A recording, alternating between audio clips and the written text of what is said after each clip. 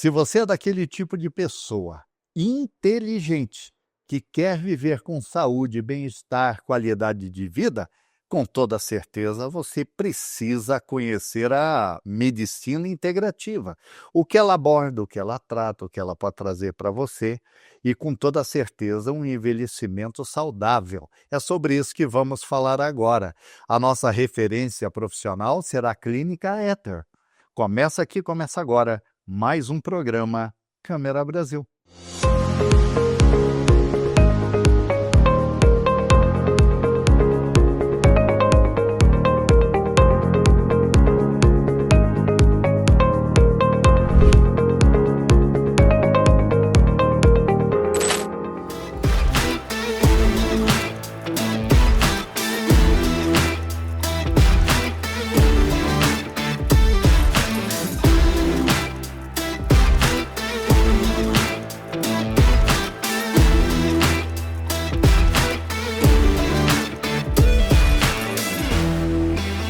Olá, doutora Sâmia, tudo bem contigo? Tudo bem, obrigada, Roberto. Doutora, vamos falar dessa coisa assim que eu acho maravilhosa e pouca gente infelizmente conhece, que é a medicina integrativa. Que medicina é essa e o que ela traz de bom para as pessoas em geral? Olha, a medicina integrativa realmente todas as pessoas deveriam conhecer, porque ela traz muitos benefícios, por ela ser uma medicina complementar à medicina tradicional. Então, para a gente entender a medicina integrativa, vamos entender um pouco do que é essa diferença entre a tradicional e a integrativa. Então, a medicina tradicional, ela procura entender o corpo humano, ela necessita estudar o corpo de maneira segmentada. Então, nós precisamos entender a fundo sobre o fígado, sobre o rim. Então, nós temos um médico que trata do rim, o outro médico que trata da parte neurológica, temos um médico que trata da parte óssea. Então, isso foi importante ao longo do tempo da medicina. E hoje a medicina integrativa, ela usa destes conhecimentos que já estão bem aprofundados e une todos os conhecimentos com algumas abordagens da saúde complementar. Então, assim nasce a medicina integrativa, onde nós integramos todos os conhecimentos para entregar para o nosso paciente o que há de melhor dentro da abordagem convencional com a abordagem integrativa. Então, nós também consideramos sempre a questão do corpo, mente e espírito. Então, isso são as dimensões do ser humano que não se separam para nossa abordagem dentro da medicina integrativa. Você diria que a medicina integrativa, ela tornou-se mais personalística, ou seja, ela consegue tratar cada indivíduo que não é igual ao outro de forma personalizada? Sim, com certeza. A medicina integrativa, a gente pode considerar uma medicina personalizada sim. Porque nós vamos observar questões não só através do exame de sangue, mas como eu falei, corpo, mente, espírito. Então nós precisamos entender outras condições desse paciente, dessa pessoa que está na nossa frente, que podem determinar ou estar contribuindo para que a pessoa continue doente, continue apresentando sintomas. Então sim, nós temos uma forma personalizada de tratar aquela pessoa e não aquela doença. Ou seja, ela é mais reveladora. Ela é muito reveladora. Doutora, para quem é indicada a medicina integrativa? Para quem? Vamos lá. A medicina integrativa, eu costumo dizer que nós temos 3 tipos de pessoas que vêm nos buscar e é indicado. Primeiro tipo de pessoa, as pessoas que desejam ter mais energia, mais vitalidade, mais performance física e mental e que querem prevenir doenças, ter um adoecimento, um envelhecimento saudável. Adoecimento não, nós não queremos adoecimento, nós queremos um envelhecimento saudável. Então esse é o primeiro tipo de pessoa. O segundo tipo de pessoa são as pessoas que elas não querem só remediar a doença que elas têm, elas não querem só tomar medicamentos e tá tudo bem. Elas são inconformadas, elas querem buscar a causa do problema. Então esse é o segundo tipo de pessoa. E o terceiro tipo de pessoa são aquelas pessoas que já tentaram de tudo, já passaram por vários médicos, já tomaram vários medicamentos diferentes e ainda assim não conseguiram solucionar totalmente o seu problema. Talvez parcialmente, talvez por um período, mas daqui a pouco aquilo sempre volta. Então esse é o tipo de pessoa que normalmente acaba conhecendo alguém que conheceu da medicina integrativa, que conheceu, passou por algum tratamento, então essa pessoa ela chega pra gente esperançosa e disposta a olhar, ter essa nova abordagem para a saúde. E essa pessoa ela se beneficia demais. Então, esse tipo de pessoa, doutora, sai daqui consciente de que precisa acontecer na vida dela mudança de hábito. Sim, perfeitamente. Então, uma das bases da nossa abordagem dentro da saúde integrativa é sim a mudança de hábitos, a adaptação a novas formas de parar de inflamar aquela pessoa. Então, vários hábitos ela precisa mudar, mas nós estamos aqui para... É um trabalho em conjunto que nós realizamos. Nós, profissionais, vamos ajudar essa pessoa, vamos direcioná-la e nós precisamos que a pessoa, ela esteja com a gente e tenha uma aderência ao tratamento, porque o paciente, ele é o grande protagonista do nosso tratamento. Então, ele está no centro e ele é a primeira pessoa que precisa dizer, não, eu quero, eu posso e eu vou realizar esse tratamento. E esse tipo de atendimento, ele acaba sendo feito por uma equipe multidisciplinar? Perfeito, é uma equipe multidisciplinar. Por quê? Como nós abordamos várias áreas da saúde, então nós precisamos de profissionais que nos apoiem em diversas áreas. Então nós temos médicos atendendo conosco, nós temos fisioterapeutas, como é o meu caso, nós temos biomédicos, nutricionistas, enfermeiros. Então é um trabalho em conjunto, em equipe, cada um dentro da sua área para oferecer um tratamento completo para aquele paciente. Doutora Sâmia, para você, qual é a importância da primeira consulta? A primeira consulta, ela é fundamental. Por quê? Em primeiro lugar, é nesse momento que eu, como profissional, vou entender o que está acontecendo na saúde dessa pessoa. Então é o momento em que eu vou esmiuçar, vou investigar numa conversa, através dos exames, também com o exame de microscopia, que é um exame que nós vamos falar, que ele é muito revelador de várias disfunções. Então a primeira consulta é fundamental do meu ponto de vista como profissional. Do ponto de vista do paciente, a importância é que, nesse primeiro momento, ele vai poder entender o que está em jogo da saúde dele. Ele vai sair daqui entendendo como que nós podemos realmente ajudá-lo. Ele vai entender que nós podemos segurar na mão dele e nós não vamos largar. E que ele precisa segurar na nossa mão para que a gente caminhe junto. Então o paciente aqui na primeira consulta ele vai se sentir seguro, ele vai ter uma percepção, normalmente o paciente sai daqui com alegria, esperançoso, seja lá qual é a disfunção que ele veio tratar, mas ele entende que existe um novo caminho para ele, que ele provavelmente nunca experimentou algo assim. Então ele sai daqui animado, e essa é a importância da primeira consulta, que ele tem esse primeiro contato com essas novas informações, que normalmente ele sai daqui com uma gama de informações novas que ele nunca ouviu antes. Gostaria que você falasse um pouquinho qual é a importância do intestino para a nossa saúde? Muito boa pergunta. Bom, o intestino, quando a gente começa a estudar o intestino, já há vários anos, isso já vem sendo muito bem estabelecido pela ciência, de que o nosso intestino, ele é sim o nosso segundo cérebro. Mas, em algumas linhas, dizem até que o intestino é o nosso primeiro cérebro. Então, nós temos todas as doenças ou sintomas de saúde, grande parte deles, grande maioria, começam no intestino. Então, Sâmia, me dá um exemplo. Vamos lá. Dores musculares e articulares nem sempre são só musculares. Então, existem inflamações que estão por trás disso e que vêm do intestino. problemas como diabetes, hipertensão, fibromialgia, memória,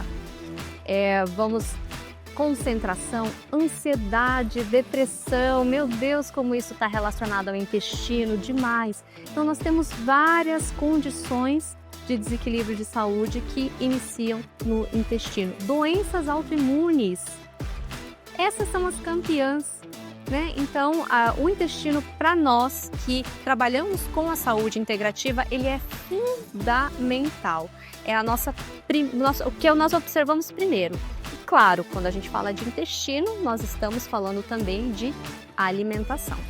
Então, são duas coisas que andam em conjunto. Tudo que entra pela nossa boca vai chegar no intestino e de lá vai ser aproveitado ou não, vai causar um equilíbrio ou um desequilíbrio para o nosso organismo. Por isso é tão importante que a nossa microbiota intestinal esteja bem regulada? Perfeito, é isso mesmo. A nossa microbiota intestinal, o que é isso?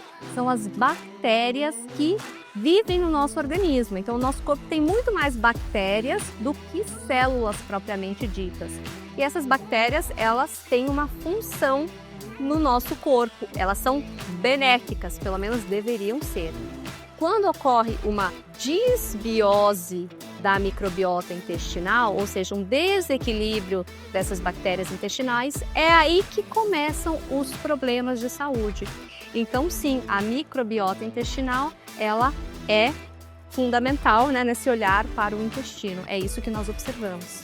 Vamos falar um pouquinho agora do exame de sangue, feito aqui na clínica. Você fura o dedinho do paciente, é uma gotinha, você coloca no microscópio e o que você analisa nesse sangue? Perfeito. Então, o que nós estamos vendo aqui, por exemplo, esse é um exame de microscopia de campo escuro e nós observamos alguns fatores. Primeiro deles, nós vamos avaliar o formato e a qualidade das células sanguíneas, que são as hemácias. Então, no exame de sangue, a gente convencional, exame laboratorial, nós temos algumas informações sobre a quantidade dessas células sanguíneas, sobre alguns formatos e tamanhos, sim. E aqui a gente consegue visualizar, por isso que esse exame é muito legal. Então nós fazemos isso com o paciente, ele consegue entender, e nós vamos explicando para ele, então ele consegue entender como que está o corpo dele por dentro, e isso é muito impactante, porque esse exame é revelador. Então, com apenas uma gotinha de sangue, eu consigo observar aqui, por exemplo, como se as hemácias, se o formato dessas células sanguíneas, eles estão normais ou não. Caso eles não estejam normais, eu já consigo entender que existe uma deficiência nutricional. Como é que está esse sangue? O que você observa assim que chama bastante atenção? Então, a primeira coisa que me chama a atenção aqui é que essas células sanguíneas, elas estão todas empilhadas, grudadas umas nas outras. Porque o que nós gostaríamos de ver são células mais soltinhas, mas aqui a gente está vendo elas todas aglomeradas. Isso aqui indica para nós que existe uma disbiose intestinal. Então, um desequilíbrio das bactérias intestinais está causando uma permeabilidade intestinal. Então, as barreiras do intestino, então nós temos aqui o intestino, elas se abrem e passam resíduos do intestino para a corrente sanguínea. E quando isso acontece, nós começamos a ter uma inflamação de baixo grau todos os dias, diariamente. Então, isso é o que nós vemos na microscopia. E qual que é a consequência disso? É a pessoa estar... Aí começam os sintomas. Começa a ter uma doença autoimune. Por quê? As células, o sangue, ele está recebendo algo que não deveria estar ali. Então, as células de defesa, elas começam a ficar alerta e começam a atacar aqueles resíduos e o próprio sangue. Então, aí que é o começo das doenças autoimunes. Então, nós temos doenças de pele, as dores articulares, musculares, fibromialgia, insônia, E aí as alterações dos estados emocionais, como ansiedade, depressão. Então, tudo isso devido à permeabilidade intestinal, que é o que nós estamos vendo aqui dessas células todas aglomeradas. O que mais que nós podemos observar aqui? A gente consegue ver aqui no fundo toda essa parte preta, para a gente tem uma importância. Isso aqui chama-se terreno biológico.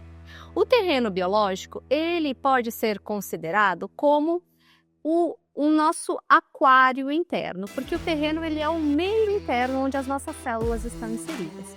Então, por exemplo, imagine um aquário onde nós temos vários peixinhos ali e aqueles peixinhos estão vivendo numa água limpa, uma água transparente, onde o peixinho está recebendo uma boa ração, uma água está oxigenada. Então esse peixinho ele está bem, ele está saudável, ele tem energia, né? Ele tem as funções hormonais funcionando adequadamente.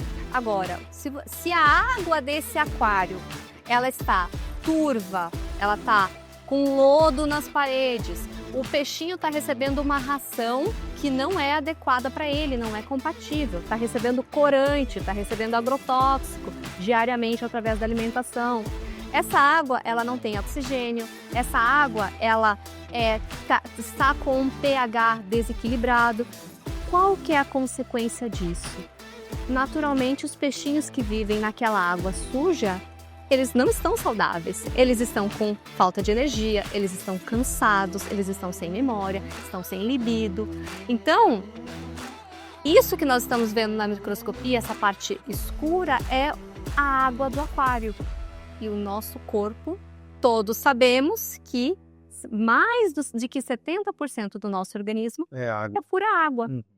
Então, quando nós observamos esse exame de microscopia, juntamente com os exames laboratoriais, juntamente com a queixa que o paciente está trazendo, a gente consegue entender qual é essa condição da água do aquário.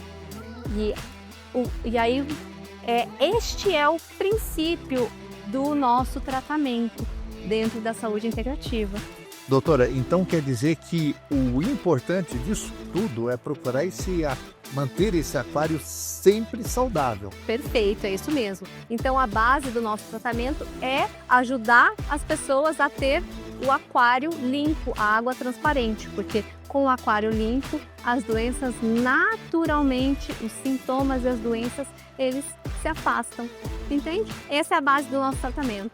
Eu quero parabenizar que esse ambiente aqui clínico é lindo. Ele passa uma paz muito grande.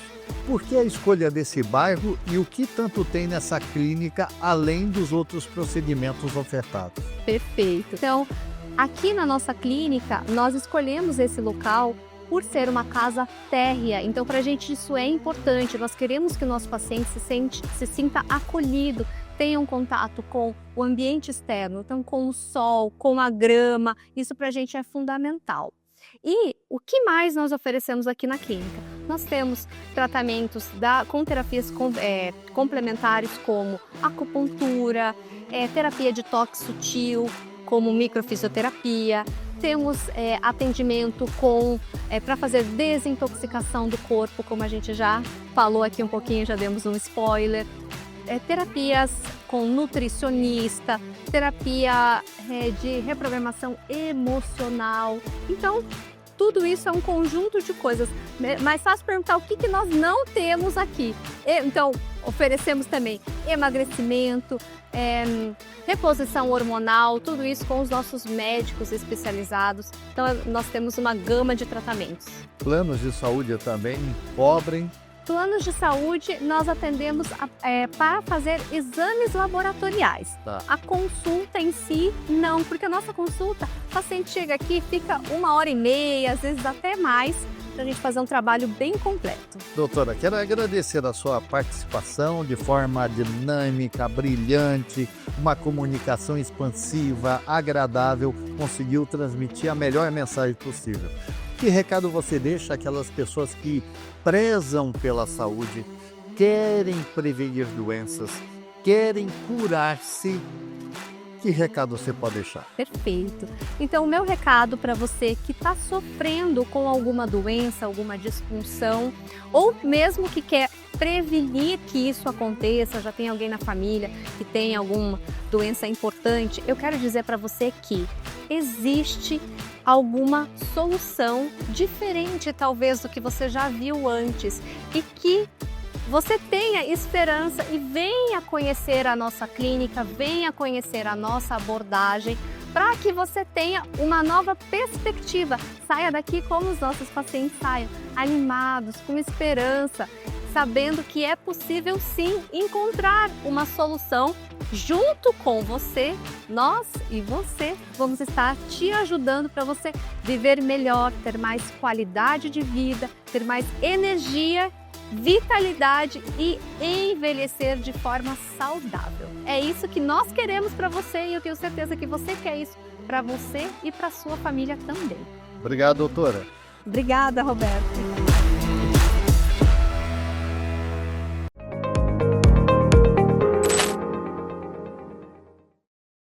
E o nosso assunto agora é planejamento sucessório. Você tem ideia do que é? De que forma ele pode ajudar você e sua família a desenvolver um trabalho onde não haja problema familiar e todos acabem sendo contemplados com justiça? É sobre isso que vamos falar agora com a referência profissional do Dr. Kleber Eduardo Albanês. Olá, Dr. Kleber, tudo bem? Tudo bem, Roberto? Então, vamos falar um pouquinho sobre planejamento sucessório? Sim, Doutor, o que vem a ser e por que ele é tão importante? o planejamento sucessório, na verdade, trata-se, nós estamos falando de bens materiais, Tá. mas o mais importante é o legado, é a Uhum. afetividade que um pai de família, o detentor do bem, deixa para os seus herdeiros. Contudo, todavia, se faz necessário sim pensar num planejamento sucessório a médio e longo prazo. Perfeito. E como esse planejamento pode beneficiar a família de quem fará uso?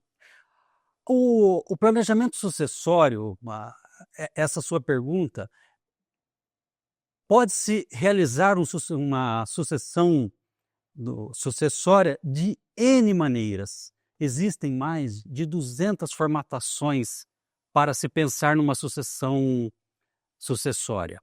Nós temos as holdings familiares, temos testamento, temos o arrolamento e temos os inventários.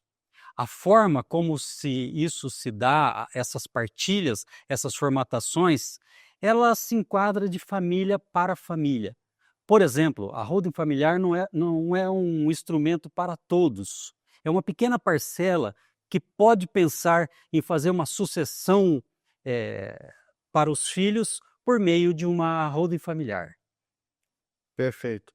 E qual é o profissional que pode auxiliar nesse planejamento? O advogado, com certeza. Um advogado da confiança da família que pode auxiliar e dar as instruções necessárias para solicitar e até sugerir uma forma de sucessão harmoniosa. Perfeito. Doutor, tem muita gente que confunde testamento e planejamento sucessório. Qual é a diferença? Na verdade, não tem muita diferença. O testamento é um ato de vontade do testador para que determinado patrimônio dele seja dirigido ou destinado para os seus entes de forma equilibrada, respeitando o quinhão de cada herdeiro, né? Claro que o testamento ele não tem muita diferença da sucessão, porque ele faz parte da sucessão. Aberto o inventário, registra-se em juízo o inventário e abre-se a sucessão, permitindo para o juiz, caso todos forem maior, para fazer esse arrolamento extrajudicial em tabelião e caso haja litígio dentro do testamento ou menores, o juiz prevento é o mesmo que registrou o testamento em juízo. Quais são os principais erros a evitar ao fazer um planejamento sucessório? Olha, eu verifico que os principais erros, que ele tem que ser pensado a médio e longo prazo. Questão tributária, caso existem dívidas com o fisco, já é um impeditivo para a formalização de um inventário e a sua sucessão para os herdeiros. Então sempre é bom verificar essa questão das dívidas fiscais e fazer um planejamento. É difícil pensar na pessoa que nem morreu, né? Uhum. Por isso que eu digo que o mais importante é o legado, né? E às vezes as pessoas pensam já no inventário de uma pessoa ainda que está viva. Claro que é importante, aí o importante é o legado, a afetividade e que o pai tenha esse carinho em deixar as coisas mais ou menos regularizadas para que os filhos, caso for esse o desejo, possam usufruir desse patrimônio. E evitar também, às vezes, a exclusão de algum filho desconhecido por algum membro da família? Olha, eu opino que todos têm que ser tratados iguais.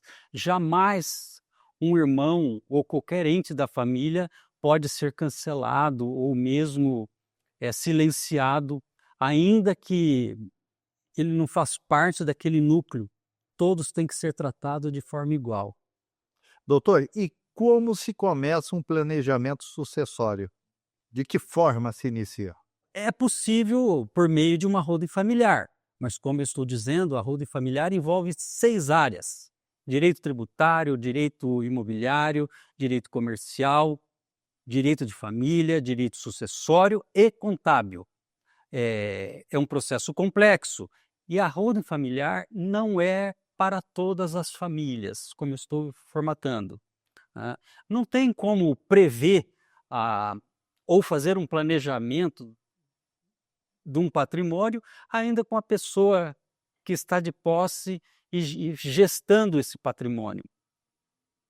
Mas é possível, sim, pensar numa holding familiar como uma forma de sucessão para eventualmente, no caso de um falecimento. Perfeito. E tem muitos custos envolvidos? Se tem, quais são? Os custos de uma holding não é barato. Ele envolve um pagamento de TBI, envolve vários tributos que incidem, a integralização do capital dos imóveis para o contrato social de uma holding. Então ele não fica muito distante das custas de um inventário também. Uhum. O que mais eu vejo de benefício na holding familiar é a questão da tributária da alíquota. Mas também não vejo sentido uma holding familiar de um patriarca que já está quase no final da vida, querer fazer uma holding familiar pensando em sucessão. Uhum. Ah, A holding também, às vezes, é utilizada por 3 sócios de empresa que queiram comprar imóveis e se beneficiar da alíquota tributária de 11,33, em detrimento da pessoa física, que é 27,5, na questão dos recebimentos de aluguéis e rendimentos. E tem diferença de alíquota entre um estado e outro? Sim, sim. A nossa prefeitura hoje no ITBI cobra 2,7 e o nosso ITCMD, no caso de inventário, arrolamento, 4%. E eles estão ventilando no Congresso a possibilidade, mas não existe só especulação, conjectura, de uma alíquota de 8%. Uhum. Mas isso só é conjectura, não tem nada confirmado. E é verdade que tem pessoas se antecipando para começar logo esse planejamento sucessório, pensando nessas possíveis alterações? Eu verifico muitas pessoas, sim, numa corrida, pensando nessa questão da alíquota de 8%, mas não vejo necessidade para essa corrida, essa urgência, porque tudo é muito instável. Mesmo a holding familiar não é uma empresa segura no tocante às alíquotas, porque o governo ele pode alterar essas alíquotas no próximo ano. Com a reforma nossa tributária, possivelmente as alíquotas das holdings vão sofrer uma majoração. Às vezes, torna-se até inviável. Doutor, como eu posso obter maiores informações? Qual é o meu proceder de agora em diante?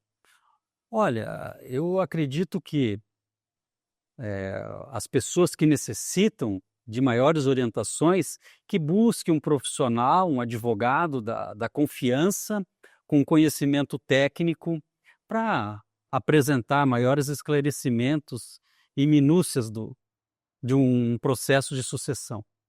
Gostaria de agradecer a sua participação e destinar o tempo necessário para as suas considerações finais.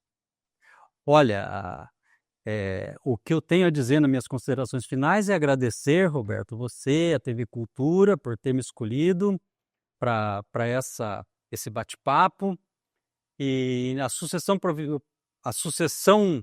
patrimonial, vão com calma e deixem legado para a sua família, que é afetividade, amor, porque com base nisso a harmonia vem.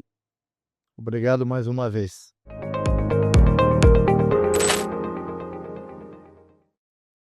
Espero que você tenha gostado do programa dessa semana. Se você tem alguma sugestão, alguma pauta com interesse em conhecer melhor a técnica, o procedimento, a referência profissional, a sugestão você pode passar para o e-mail que está aqui embaixo. Um grande abraço a você e até o nosso próximo encontro.